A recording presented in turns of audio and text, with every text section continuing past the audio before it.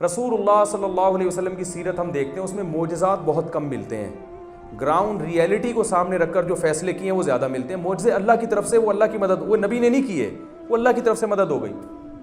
غزوہ بدر میں 313 تھے، اسی وجہ سے آپ صلی اللہ علیہ وسلم لڑائی کے ارادے سے نہیں نکلے کہ 313 کو 1000 سے لڑوانا کوئی عقل مندی کا کام نہیں ہے، لڑائی کے ارادے سے نہیں نکلے، اتفاق سے لڑائی ہو گئی۔ اب جب ہو گئی ہے، مسلط ہو گئی، تو اللہ نے فتح بھی دے دی۔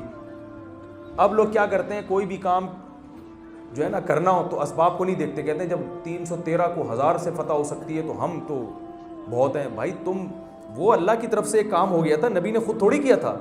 غزوہ احد میں رسول اللہ صلی اللہ علیہ وسلم کا ارادہ تھا کہ شہر کے اندر رہ کے لڑنا ہے، کیونکہ ہم کمزور ہیں، دشمن طاقتور ہے، باہر نکل کے جب آئیں گے تو مسئلہ خراب ہو جائے گا۔ لیکن بہت سارے صحابہ نے مشورہ دی نہیں، باہر نکل کے لڑیں گے۔ صلح حدیبیہ میں آپ صلی اللہ علیہ وسلم نے جنگ کو ٹالا ہے، کیوں کہ ہم کمزور ہیں، ہم 1400 ہیں، اگرچہ یہ موت پہ بیعت کر چکے ہیں، لیکن اگر یہ سارے موت پر بیعت کرنے کے بعد شہید ہی ہو گئے تو میرے پاس بچے گا کیا؟ تو گراؤنڈ ریئلٹی کو سامنے رکھا، بھائی جنگ کو کیا کرو، ٹالو۔ جب 10,000 کا لشکر تیار ہوا ہے نا، پھر جا کے مکہ پہ چڑھائی کی ہے۔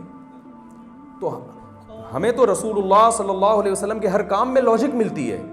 نبی صلی اللہ علیہ وسلم کی جو شادیاں ہیں نا، اس میں بھی بہت بڑی وجہ، ابو سفیان نے بہت دشمنی کی ہے، اور ابو سفیان سے لڑنا آسان کام نہیں تھا، عرب کا سردار تھا۔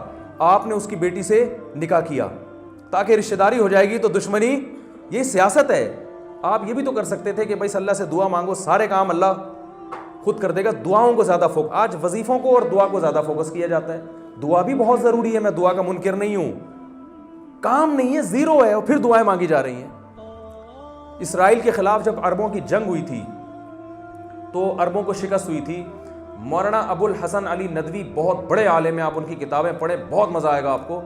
انتقال ہو گیا، تو انہوں نے جب عربوں کو شکست ہوئی تو انہوں نے کہا کہ جہاں بھی صورت کا مقابلہ حقیقت سے ہوگا وہاں حقیقت کو فتح ہوگی۔ کہا حقیقت یہودیوں کے پاس ہے، ٹیکنالوجی، سیاست، ہر چیز میں وہ ہم سے آگے ہیں، اور ہمارے پاس جو عرب تھے نا وہ صرف نعرے تھے کہ نعرہ تکبیر، ٹھیک ہے نا، نہ اس لیول کی تیاری تھی، نہ اس لیول کی سیاست۔ صورت کہتے ہیں دیکھنے میں بڑا نظر آئے گا، اندر سے کیا ہے، خالی۔ اور وہ دیکھنے میں نظر نہیں، نعرے نہیں تھے، تیاری پر پوری تھی۔ تو انہوں نے کہا جہاں بھی اللہ کا قانون ہے کہ صورت کا مقابلہ جب حقیقت سے ہوتا ہے، ایک آدمی انجیکشن لگا کے اپنے آپ کو پھلا کر آیا ہوا ہے، اندر سے کھوکھلا ہے، تو دیکھنے میں یہ طاقتور ہے، لیکن جو بغیر انجیکشن کے آیا ہوا ہے اور تیاری کی ہے، وہ صبح شام دوڑتا رہا ہے اور ڈنڈ پیلتا رہا ہے، تیاری کر کے آئے، تو وہ جو ہے نا رنگ میں اس کو گرا دے گا جو دیکھنے میں موٹا لگ رہا ہے۔ آج ہمارے کھوکھلے نعرے ہیں، صورت بہت اچھی ہے، حقیقت